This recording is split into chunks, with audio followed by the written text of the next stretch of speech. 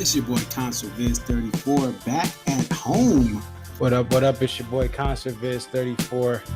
Yep, so your boy Concert Viz 34 coming to you here. What up? What up? It's your boy Concert Viz 34.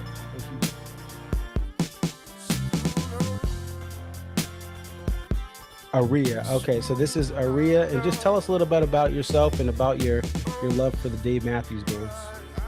I've been a fan of the band since April 28, 1998. And if you recognize the date, that's when Before These Crowded Streets was released. Alpine is definitely a better venue than Summerfest, but we'll take it. I think I've been going to shows for about 20-something years. I always tell people, like, compare DMB to now to when I first started. And I got started, in my opinion, I feel like I got started late. Like, I was at the very end of the band's prime. I feel like that 03 to 06 was like the end of the prime. 07, 08 was like, you know, we're at the very end. And then when Roy passed. Dave really, this is the thing. Dave has put, Rashawn has been assigned the quarterback of this team. He is the coach, the play caller. He designs the jams. Dave just shows up and plays whatever he's going to play.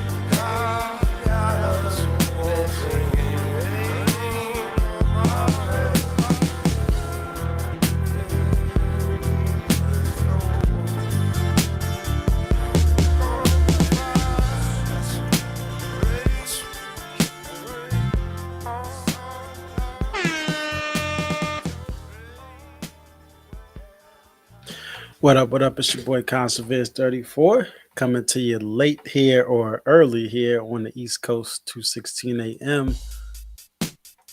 But we got to talk D&B. We got to talk about this show. We got to look over what's going on. And I got some stats at the end here as far as some data on songs played Dave and Tim in Mexico, and how many of those songs actually, these rarer songs, how many of them actually make a full band show in that same year. But listen, we're going to get right to it. We're going to talk to people that were at the show. We got Zach that's going to be on first, and then we're looking to connect with another fan down there, Cody, who's currently working out, connecting on the stream after Zach is done. But without further ado, let's get Zach on the stream here. Zach, how you doing? Hey, Marcus. How you doing? I'm doing well. So show number two in Mexico. What were your thoughts on this show? So this show was, first off, I want to make sure people understand the sheer difference in size from Mexico City to here.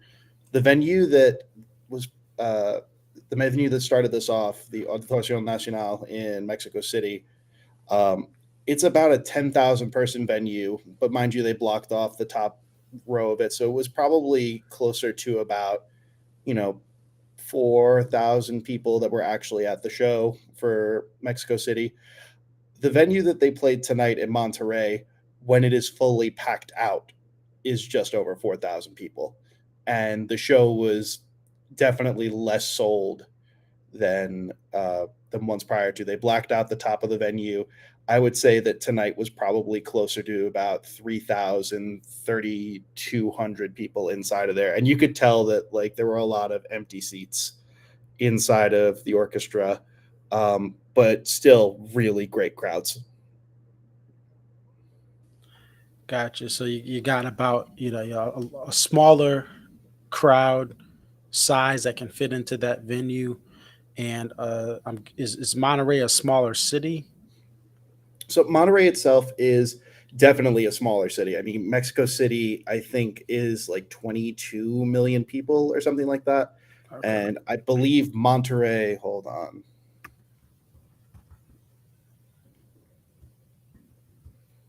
Monterey is just a bit over 1 million. Okay. So to even like to kind of give an aside, because I got to go exploring through Monterrey today. It's a beautiful city. It's not really a touristy city. The biggest thing about it is it's an industry city. It's the business center of northern Mexico. It has a lot of new industry and manufacturing coming in. It was an old steel mill town. Right now, there's a lot of foreign firms, especially Chinese and European firms, that are bringing their manufacturing here. Tesla just announced they're doing a full factory here, and they'll be producing, I think, the Model X's down here or something like that. It's an economic powerhouse, and that's why it was really cool going through the city, because there's a combination of a lot of older style architecture, older colonial style, but also there, if you look at the actual venue itself, it's something out of Star Trek. And that's not the only thing that happens around here. There's a lot of newer, technologically innovative places to go and see. And it's kind of weird to see that night and day thing. You know what I mean? Yeah.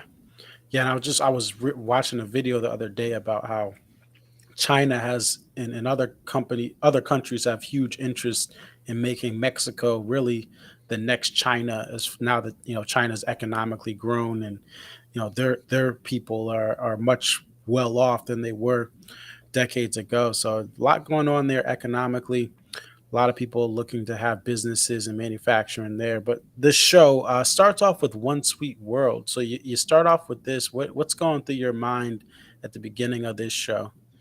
So the first thing that I could say is that the auditorium itself sounded incredible. Um, the band really started to slide in. Unfortunately, Dave had an issue with his guitar. I don't know if it was his guitar pack died again. He was having some issues with that. Yes, in Mexico City, his guitar pack died on Louisiana Bayou, which caused them to kind of fumble around a little bit in it. But during One Sweet World, there was a malfunction and his guitar fully cut out during the outro, which then luckily the rest of the band kind of was able to fill in and do a weird like improv outro. I'm excited to listen back to it on the tape because it's not like anything that you will have ever heard before from the band in that sense.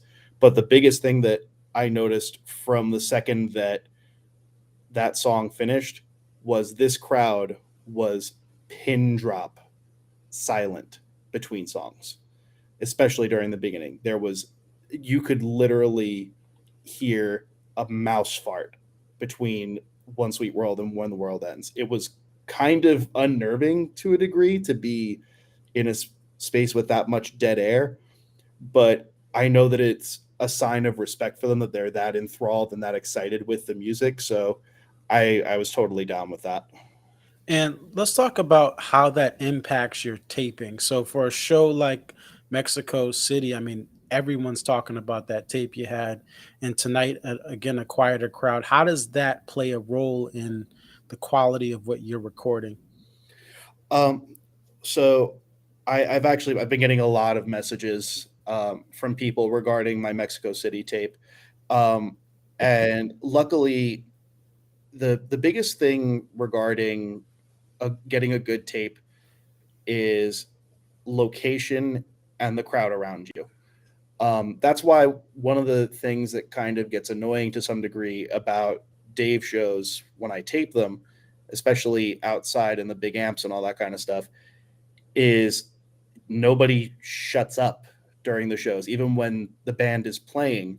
And even like to a degree, Dave was tongue in cheek about that in Cancun this year, and it got to be kind of an inside joke that he was really sick and tired of people talking during shows. And we also heard that when he was out on Long Island playing that solo show for Sirius, where he Yeah. was like, "Please just shut up, I want to play my music." And I think Dave kind of enjoys that energy of just having an audience that he knows is completely 100% there to just vibe with his music and is not going to talk over it. Absolutely. And I think it's something that I've seen. There's most people are happy about this, but there are some people in the states that I've seen. This is social media, but kind of talking, hey, why are the crowd showing up late? Why are they quieter? But I love the idea of going to a show or even just having a tour, the DMB shut up and don't talk during the show tour, or Dave and Tim, same thing. Because I think just listening to the music at this point in my life, I've had great tailgates. I've had my young and fun days across many genres. Just being able to take all the music in and not have someone talking or spilling a beer or yelling at someone else or doing something that's distracting. That's just as valuable to me as my seat location. Absolutely. So one of the biggest things that I was so beyond surprised about was in Mexico City, you were not allowed to bring any food into the amphitheater. No food, no booze, no nothing. You can eat and drink outside, but they absolutely would not let you bring a thing inside the theater. And to contrast that with tonight, um, they actually had waiters and waitresses coming by and taking orders inside of the theater, and people getting boxes of popcorn and Coca-Cola brought directly to them by like waiters and waitresses in full suits.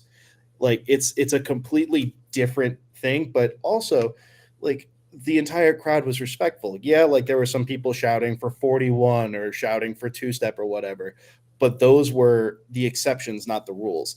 And I will say, very similar to when we talked about Mexico City, the Americans stuck out like sore thumbs. They stood the entire time, and they were very much the minority in that room. It was significantly more hometown Mexican fans.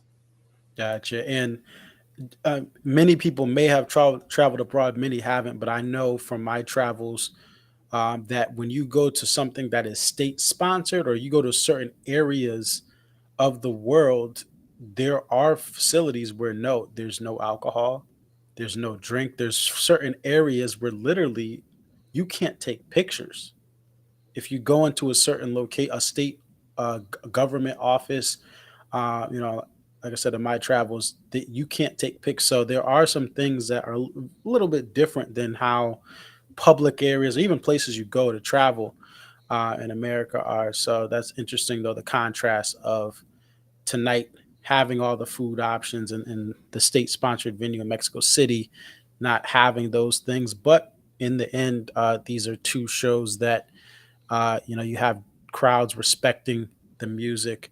So we get some tour debuts, obviously, once we will when the world ends. But I think the big things here, I think this is the holy trinity of deep cuts: Fool to Think, Break Free, and You Never Know.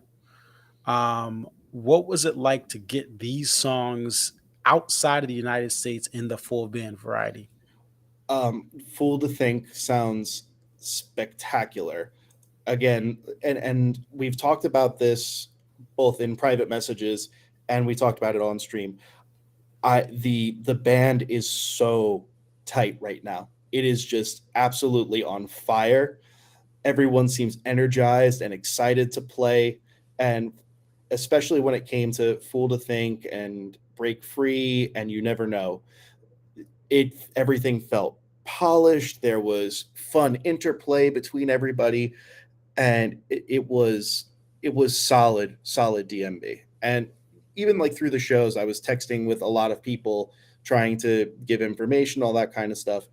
And I have to say, one of the biggest things was, truth be told, when I decided to come down here to cover these shows, I looked at it as kind of just three throwaway shows that I was coming down so that way I could give both fans back in the States an idea of what it's like to see a show down here, but also pay my respect and give back to the Mexican fan base that this, which I will say, I never realized just how big of a fan base and a diehard fan base there truly is here in Mexico for DMB. And the fact that so many of them are now going to be able to hear these shows again, I am thrilled to be able to give that to them. Gotcha. And speaking of that fan base, so one of the comments in the chat was, did they price themselves out here in Mexico? Is there just the fact that you have three different regions of the country they're going to, and maybe all the fans can't make these shows, like as far as 4,000 seats, 10,000 ish, but you have curtains. So anything as far as that, as far as the pricing, the fan, have you talked to any fans about these shows? Or? So, I mean, I talked to a couple of local fans, and a lot of them were diehards. Even I had a guy that came up to me tonight that this was his seventh show that he has seen. He's only been able to see DMB in Mexico, and he was floored by the set list. He said that's the best Jave show I've ever seen. And he was lucky enough that he got a set list. He was like, the fans have been beyond grateful. But I want to put in perspective, because it's something that obviously needs to be said about the Mexican market and where the economics stand of it, because touring itself is not cheap. It's, even when you look in the fact of like, oh, well, the cost of labor and the cost of everything else in Mexico is cheaper. Sure. But I want to put in perspective, like for tonight's show, I picked up a ticket last minute right next to the soundboard, and actually it's right here in my pocket, so I can give you the exact numbers. So mind you, this was the rear of the orchestra, and that was just under 2,000 pesos.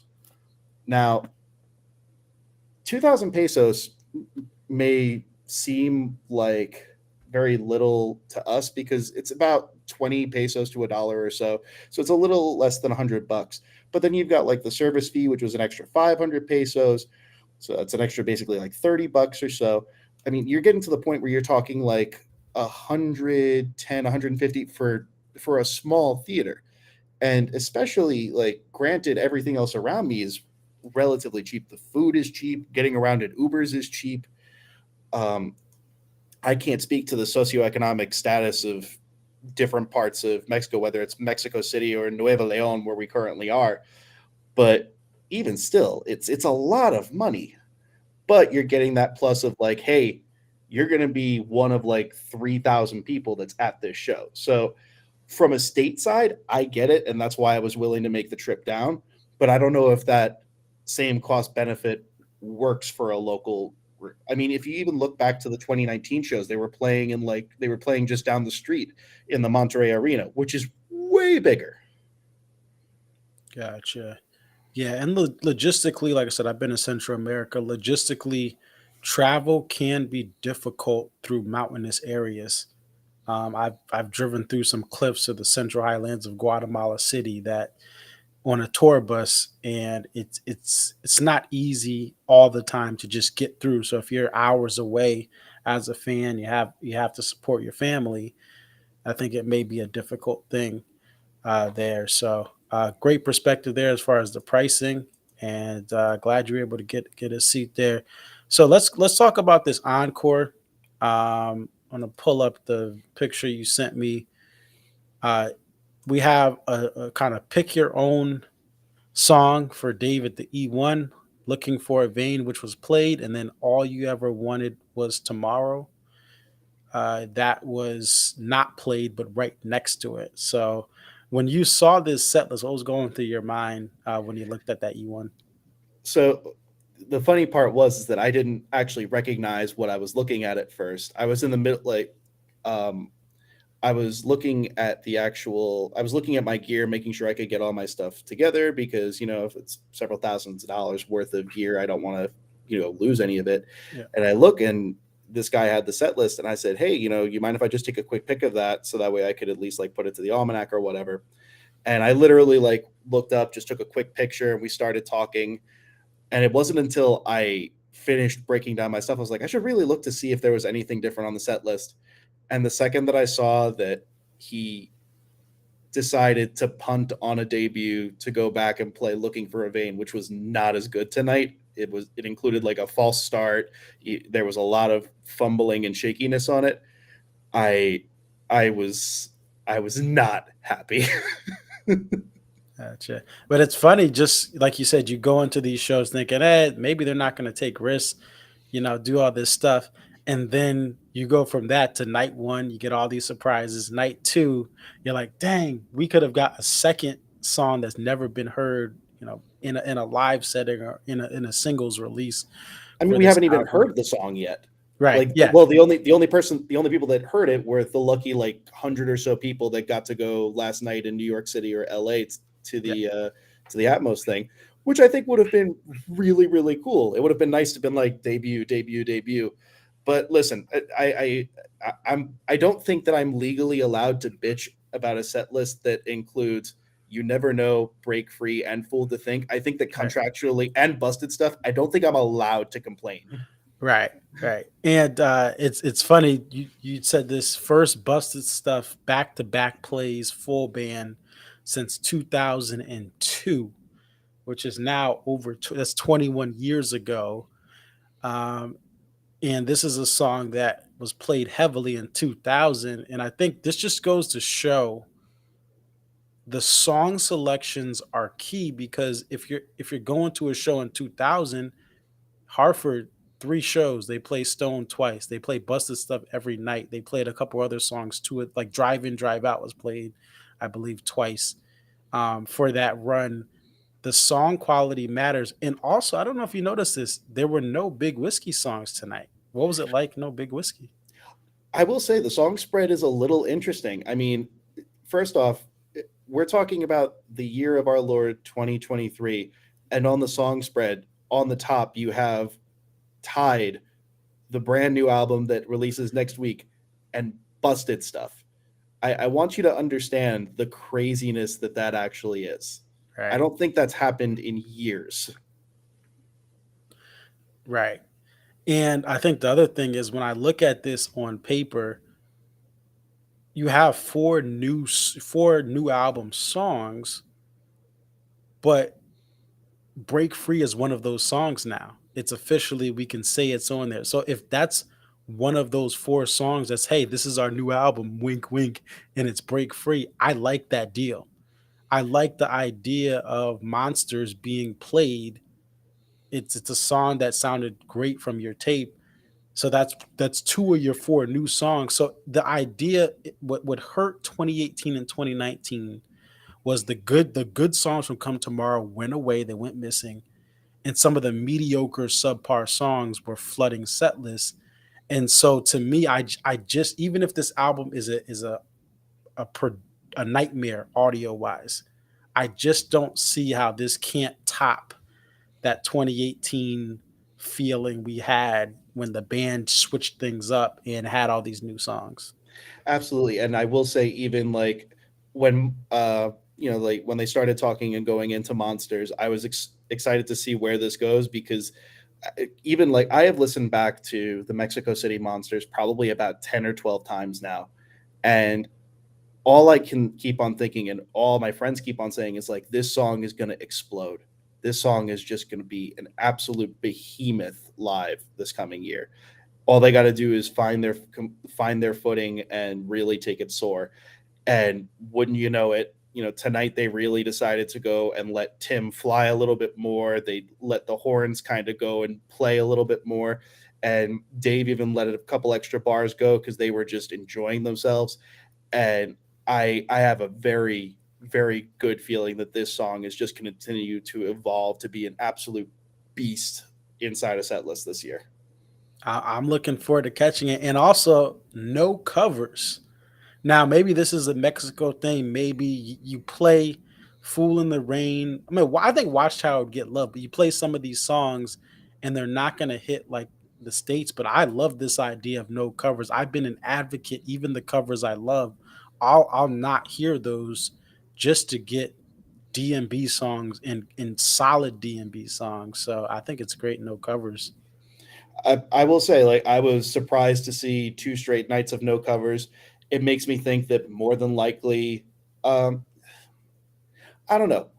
Thinking forward to Guadalajara, I think All Along the Watchtower is probably on the table. I wouldn't think any other cover is really going to come out unless it was something new that would just really not make any sense. But other than that, it's I don't know. Even just looking at this set list, I just can't help but think that, like, this is not normal. This is not what we should have seen from these 2 Mexico shows. I have a feeling that we are witnessing a new evolution of post Boyd DMB, and I'm 100% for it. Yeah, and I haven't even thought about the violin. I mean, I'm okay with the band not having the violin. I would love for them to add one, but I can live with it. But even these shows, I haven't even heard much chatter about it the last couple of days, and there's always chatter. Any mediocre, subpar, any sort of way to complain that someone has open on a public forum for DMB, they will use it, and nobody's talking. They're talking busted stuff. They're talking, I wish I went to Mexico. So that's a great thing. Speaking of Mexico, I do want to bring Cody on. Can you stay, Zach? Are you able to stay on the line? Sure, absolutely. I can stick around. Okay. All right, we're going to bring on Cody as well. Give me 1 second and we'll add him on. Oops, let's switch this. Cody, how you doing? Excellent. What's going on, guys? Hey, Cody. So Cody, just walk us through. Is this your first show in Mexico? Were you at Mexico City or? Yeah, so before I do that, I just have to give a huge shout out to the guy who's pictured next to me. Zach is a stud, putting in a lot of work on the road, doing a lot of good tapes. I ran into him back in Cancun like 2 years ago. So very appreciative of what you do for this community. So want to get that out of the way first. Number 2, yes, my first show in Mexico. So I flew down to Monterrey yesterday. Really just blown away tonight. You guys have covered a lot, but it was an awesome show for a lot of reasons. And how long have you been going to DMB shows? Oof, so believe it or not, my very first show was the night that Boyd didn't show up in Minneapolis. So I am the most Boyd DMB fan. So that is a unique thing. Not that I didn't listen to him before, but my first show was that Super Bowl show in Minneapolis. Awesome. Well, it's always great to see, people come on even throughout all the different eras. And so for this show, like what were you thinking as far as like as you're arriving to the show, during the show, after the show, as far as how this set went? Yeah, so I think anybody who's a fan who's been in the pit, the the difficulty of trying to rail for a pit show, and it's about you get to a show 6 hours early, and then you hope that you get the lottery, and then you get in. And I think my biggest reason for coming to these shows was that a good friend of mine said, hey, I got front row tickets for Guadalajara and Monterrey. Do you want to come down? And I said, yeah, if I can get to a show a half hour early and be right up front, you can't really beat it. So, so coming into the show, obviously it was really exciting to be in a smaller venue. we being in the front row, it kind of felt like Dave was performing in my high school gym. Like, like he was right on top of us. It was almost awkward at times how close he and Buddy were. We were just constantly like, making eye contact. It was just, that stage is pretty small and narrow, so there's really not a lot of room to set them back. So they were pretty far forward on the stage, and so just, it's an experience that I experienced tonight. I'll get to experience one more time in Guadalajara, but probably never again. So very unique in that setting, and I think you guys already touched on it set list wise. Like, just would never have expected what we've gotten out of these first two Mexico shows. I thought we'd kind of get cookie cutter set lists that would be fun, but kind of expected.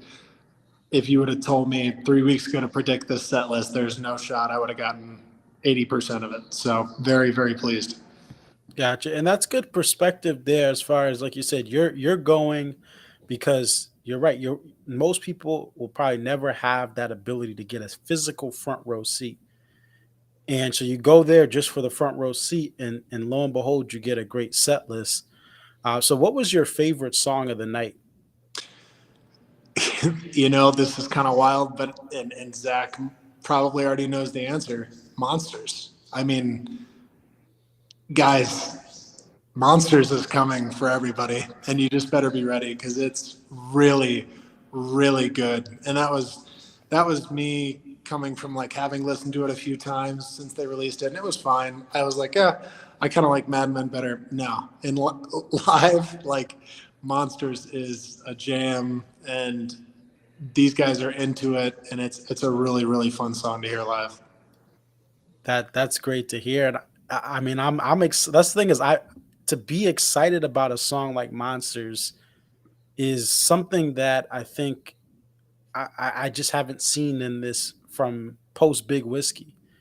I just haven't seen I can't think of another song that was in rotation as a single, because there were some fun deep cuts in many of these past couple albums, but as a single, and even I know Mad Men's is a great single as well, but just the way it sounded on that tape, I'm like, I want this thing to come to the shows I'm at. So that's an awesome thing.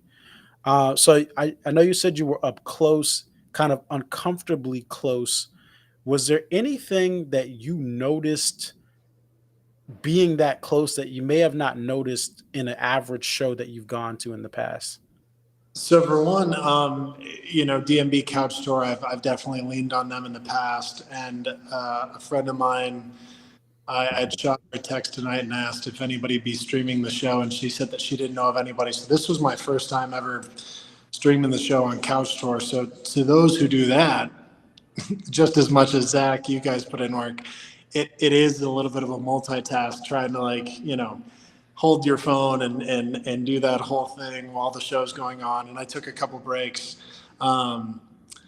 It's always fun being that close to kind of see how the band interacts. They joke a ton. They're definitely enjoying being with one another right now, and they're excited. You can tell they're fired up for this tour. And so I think that was probably what I noticed most.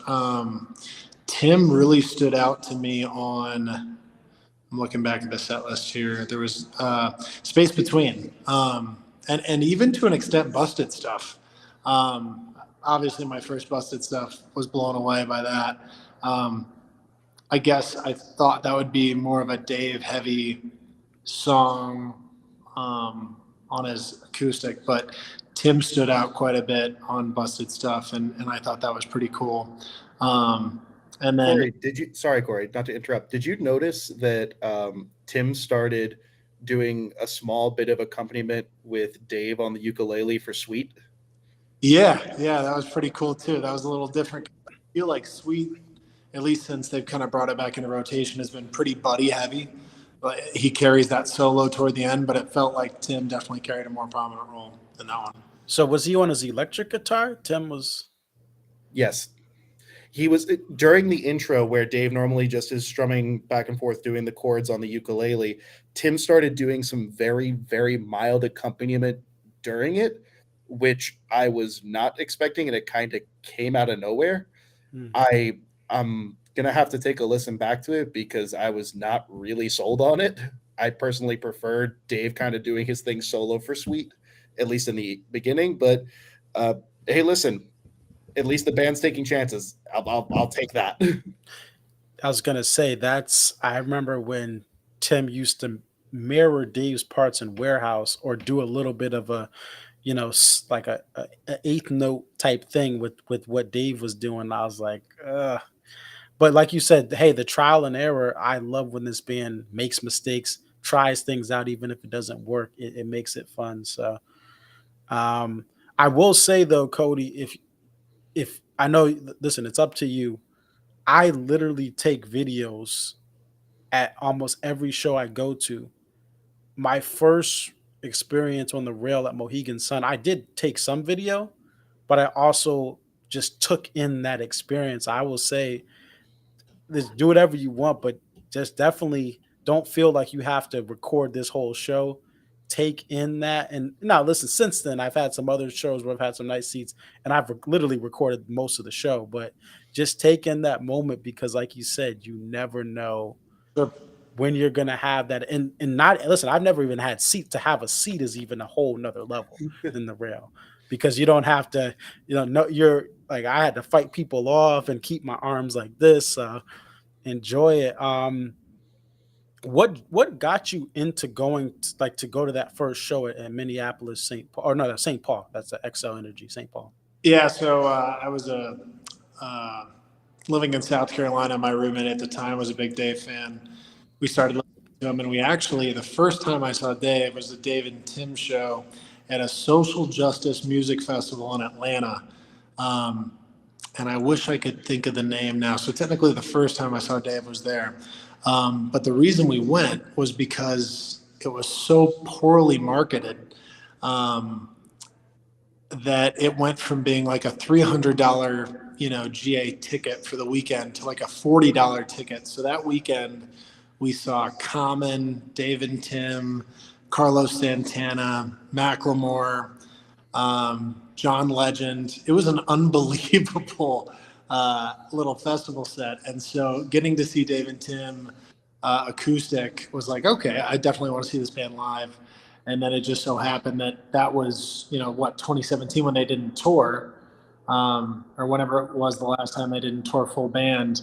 And so it was that Minneapolis show before the Super Bowl where they were kind of coming together. And I was like, hey, it's a full band show. I live in a small city in Indiana called South Bend. We have a direct flight to Minneapolis. So, and being that it was the day before the Super Bowl, flying out of a small city, I think it was like, I don't know, $120 round trip. So it was like, this is just kind of a no-brainer to go up there and see it. But yeah, I remember being in the pit and people talking about how Boyd wasn't there. That was something. That's a whole nother discussion for another time. But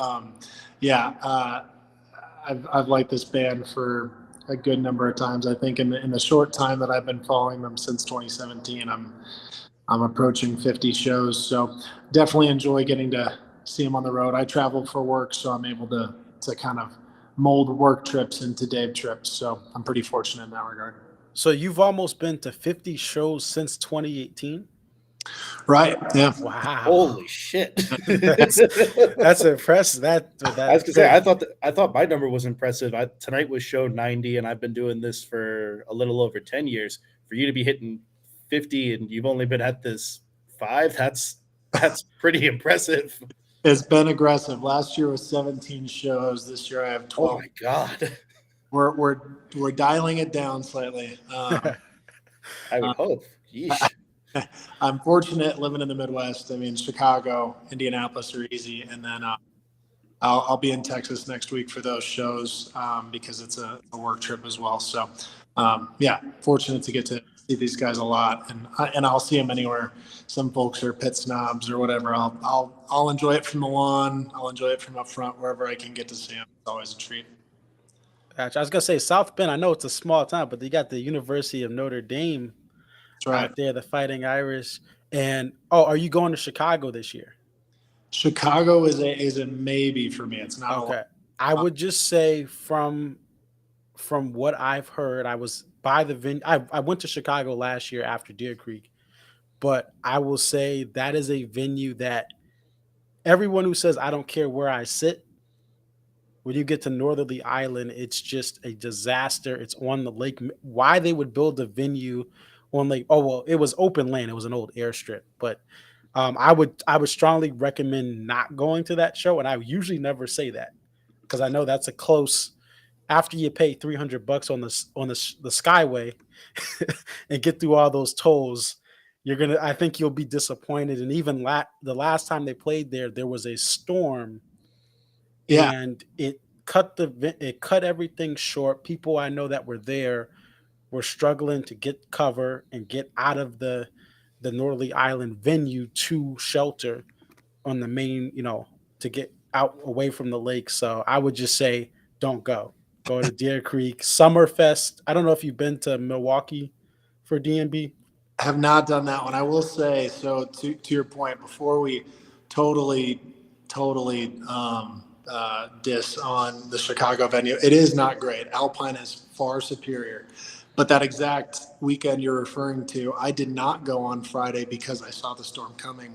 Where I live is an hour and a half away, and I have an hour time difference. So essentially, it takes me a half hour to get to Chicago when you're Right. So I didn't do that, but then I went on Saturday Oh, you did go. Okay. and played for like 3 hours because they wanted to make up for the short set the night before. So it is one of those venues that if you cannot be on the lawn. That's the one that, and I've heard SPAC lawn. Those are the two places you don't want to be. So. SPAC lawn has gotten significantly better over the past decade or so, but I personally am of the belief that SPAC lawn gets a very bad rep. It's not as bad as everyone says it is. Fair. I feel like it's a close. The boxing matches used to be able to go into a conference room in the venue and watch the fight there. That's how I feel about the SPAC lawn. Mm-hmm. I literally will sit in the last row of MSG or an arena. Most amphitheaters, I don't mind the lawn, but it's just, I think it's really, to me, it's the fact that the low overhang. But anyway, hey, great conversation. We'll try to get both of you guys back on for the next show Saturday. Hopefully everyone's connections are good. I mean, you guys sound great. But guys, stay tuned if you're watching at home. If you're watching the replay the morning after, stay tuned this Saturday. We will be back on late at night again, where the shows are 2 hours behind Eastern Daylight Time. So stay tuned. But thank you, Zach. Thank you, Cody. And safe travels to the next show. Thank you very much, everybody. Have a good night. Have a great night, guys. All right. So it's great to have two different perspectives. And I think what's awesome about this conversation we just had, none of us saw Leroy Moore. Just put that in, right? None of us saw Leroy Moore. He's almost at 50. I'm at 40 something. Zach, I don't know. He's been to a lot of shows, but he has learned from the old school DMB tapers and taken the reins. And without him, there's not tapes. So there is a wave of fans, regardless of age, regardless of where you're from, whether you're from a Deer Creek area, Midwest, or you're from New York City, or if you're just in the middle of nowhere, there's a lot of fans that have just hopped onto this train. There's some fans who have been here since nearly the beginning. But it's great to hear from in this stream. You're hearing from fans that none of us saw Leroy Moore. I wish I would have. I was a fan when he was still a part of the band, but there's a lot of people still traveling to see this band. There's a lot of people who stopped, but there's still reasons to go and see these shows. And there's still joy, and there's still, even if it's not about the set list, which, yes, you know me, I can be pretty critical of the set list. Even set list aside, the journey of some of taking the journey out to go to a Mexico, to go to Deer Creek Alpine, to go to the Gorge. They are special things. But that's the interviews. I do want to pull up this graphic here and we'll get this PowerPoint going. I want to talk about some of the here, let's put me here. I want to talk about some songs that are played Dave and Tim in Mexico, but they don't make the full band in that same year, and some songs that are now doing that. And there's a couple exceptions to this. Some songs over the last couple of years that were played, a rare song was played Dave and Tim for the first time in a while, and then it did make it to the full band sets. So let's go ahead. We're going to take a little PowerPoint here. And so this is, oops, let's take this off. So these are Mexico songs that have not played full band in the same year. Let's give me 1 second here, folks.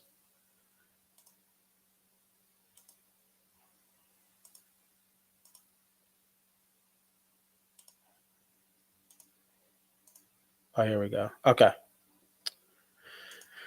All right, so we'll be looking at 2018, 2019, 2022, and 2023 as of May 11th, 2023.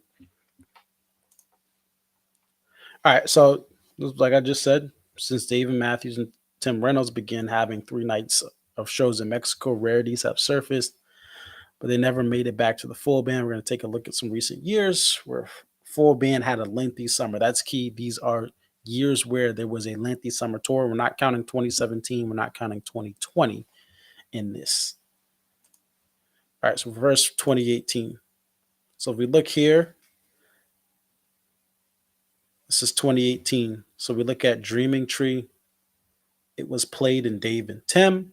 Now that's a song that has been around full band here and there around this era. I caught mine in first Dreaming Tree in 2013, but it was not played full band. Trouble, a song that really is more Dave and Friends and Dave solo, but was not played full band. Cry Freedom. Well, stay tuned with Cry Freedom in this list, but it was not played full band, but was played there in Mexico. Now, Mercy was not played full band in 2018, but it did get a play in Mexico. Now, Mercy was played, obviously, in 2019 full band. That's that infamous Buddy Strong outro changeup, Mercy.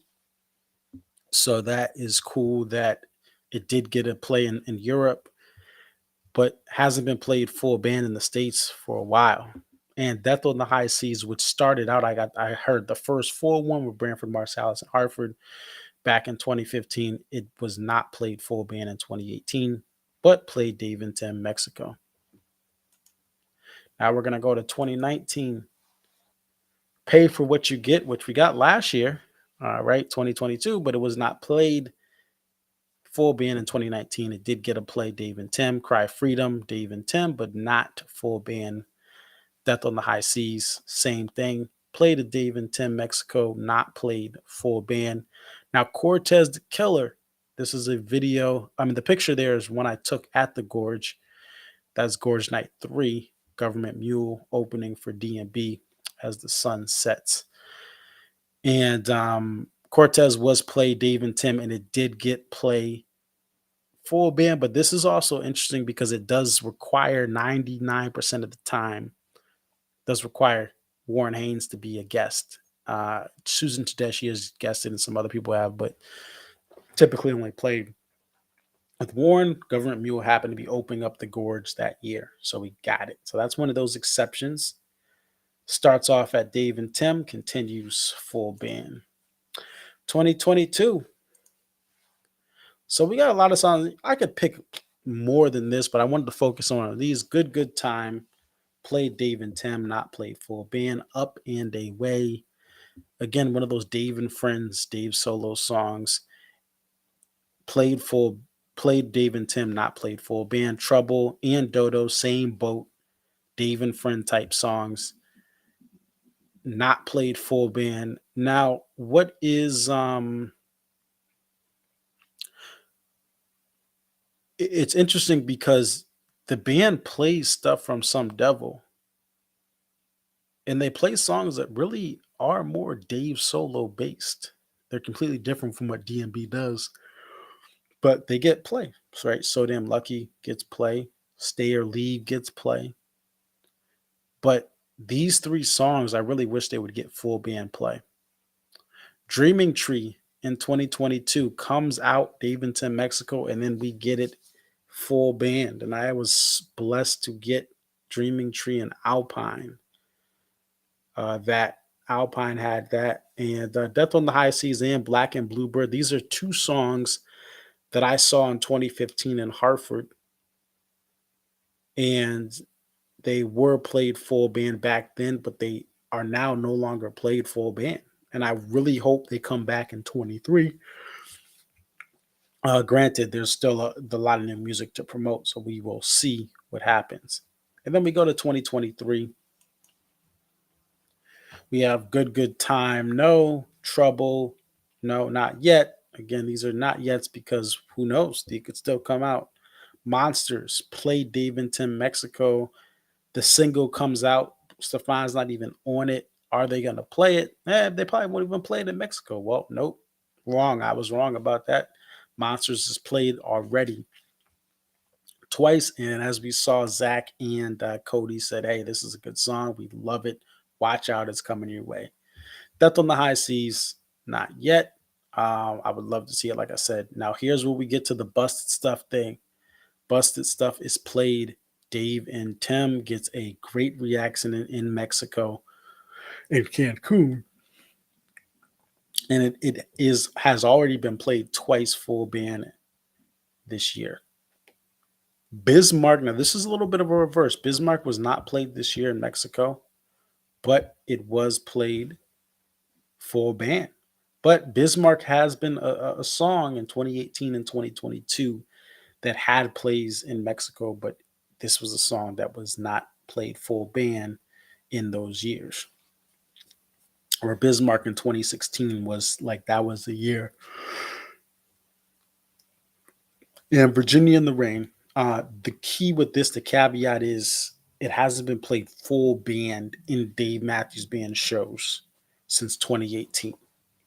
And I saw the debut of this song in that Hartford 2015 show. That was my first pit show, which was cool. I look back at that show, Death on the High Seas, Virginia in the Rain, both come out. Branford Marsalis, the person who inspired Leroy Moore to play with Dave.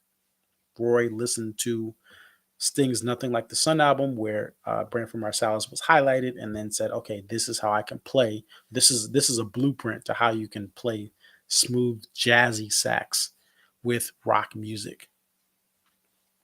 So yeah, there you go. Those are the stats there. And listen, 2023, 3 songs have had recent history with just being played Dave and Tim. Now they're being brought back full band. This is the reason to go to shows. If they're doing this in Mexico, I mean, I'm pumped with what they're gonna do here stateside. Yeah, although it would be tragic if this is just a Mexico thing, but I'm excited for the folks in Mexico. And I think this is a great thing here. And thanks to the DMB Almanac, all the data they provide there. A great group of people that run that site. So yeah, that's it. That is the Space Between was the electric baritone guitar. Yep, it was. It was not played acoustic. I agree too. It sounds it sounds great in that way.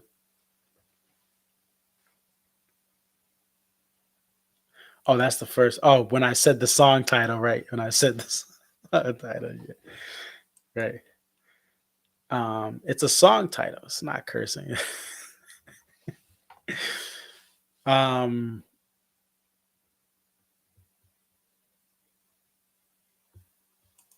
You didn't realize how well, yeah. If you haven't, just to give you guys a perspective, um, if you were going to the 2000 tour, you got it. This is busted stuff all time. Like in the 20, I don't count the 2010 ones. These are like the 10. In my video goes over that. It's not the same. And Dave, the 2003 ones are Dave and Tim, I believe.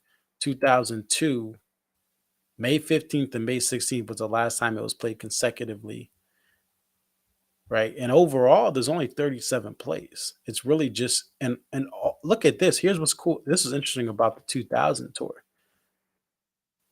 The first play was in July, right?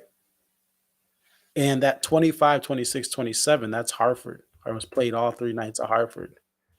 So busted stuff is just, it's a rare thing. I think if you were going to shows back in 2000, I could see how maybe you're like, oh yeah, everyone got that. Or in 2002 got some as well because were pushing the album busted stuff. But it's just, it's been something that has been missing. And I think my thing is this with busted stuff. I know most people love this song. I can understand why the fans who joined Big Whiskey Forward may not like the song.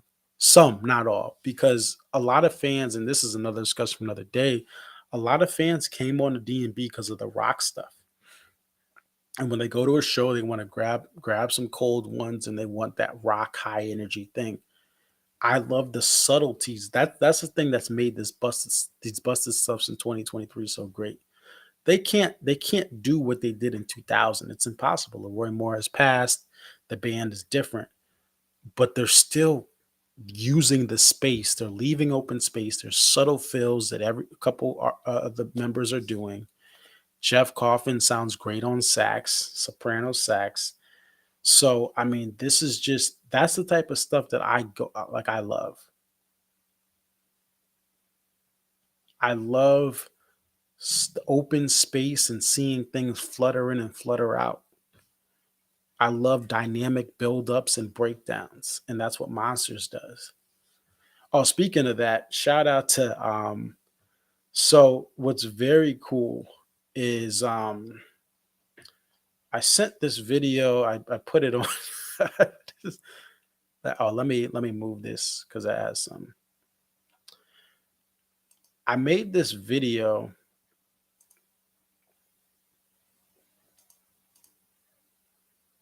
I'm gonna play it here. But what's cool about this, I found this out. Shout out to Rab. He told me that Dave and Buddy actually saw this video. He showed this video to them, which is cool. But I made this video about Monsters, and what I did is I used the end of Monsters reminded me of like being in like going to church, and after the song is played at church, like the pastor comes up and the band still plays behind the pastor. So this is what I did here with the end. This is the end of Monsters from Mexico City. So this is what I did.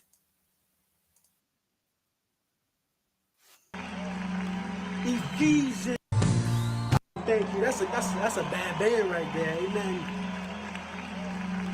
Ephesians chapter 6, Apostle Paul says in verse 12, we wrestle against spiritual hosts of wickedness that come into heavenly places. Tell your neighbor it's the monsters in your head.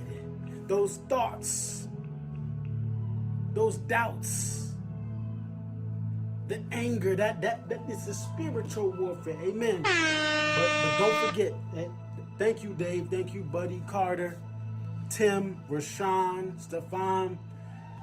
Someone say new album coming soon. Tell your neighbor, Come Tomorrow has passed. Walk Around the Moon is coming next Friday. Amen, saints.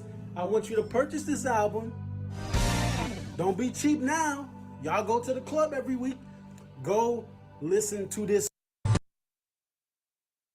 Yeah. Just say, how do I know?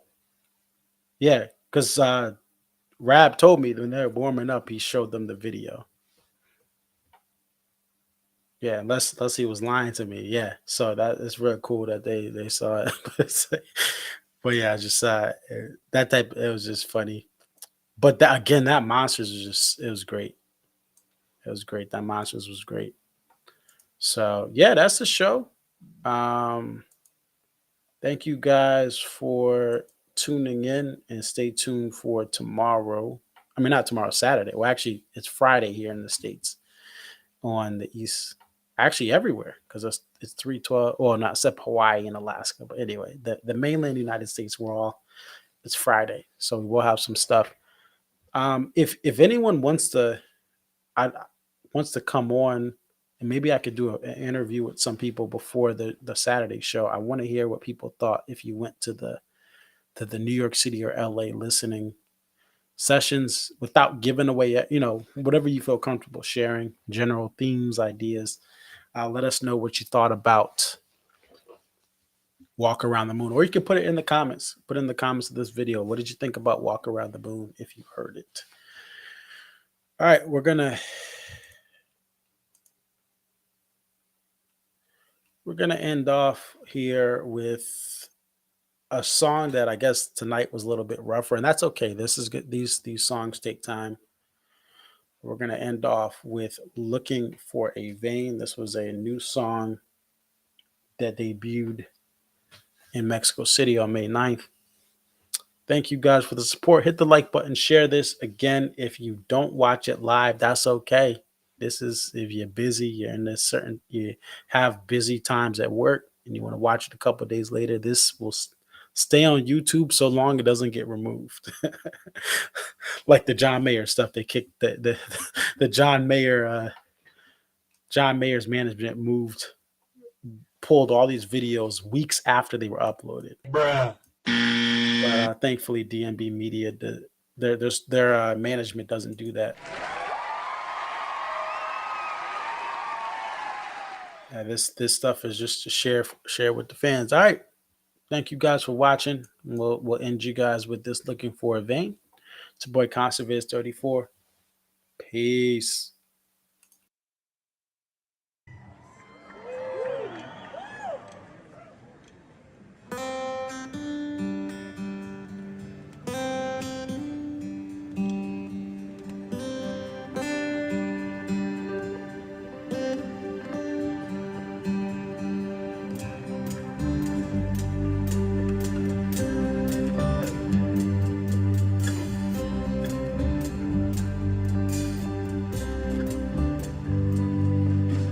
Down in the smoke again, trying to find a vein or something. Hammering these walls and hoping I'll find my way through. What if I stray again, rich as I wanna be? Will it set me free? Will it be just another whole day? What will it be?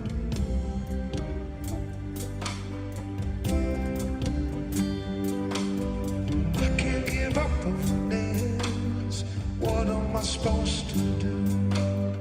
Hammering these walls down here, trying to run away. But what if I strike it, rich as I wanna be? Will it set me free? I'll be just another holiday. What will it mean?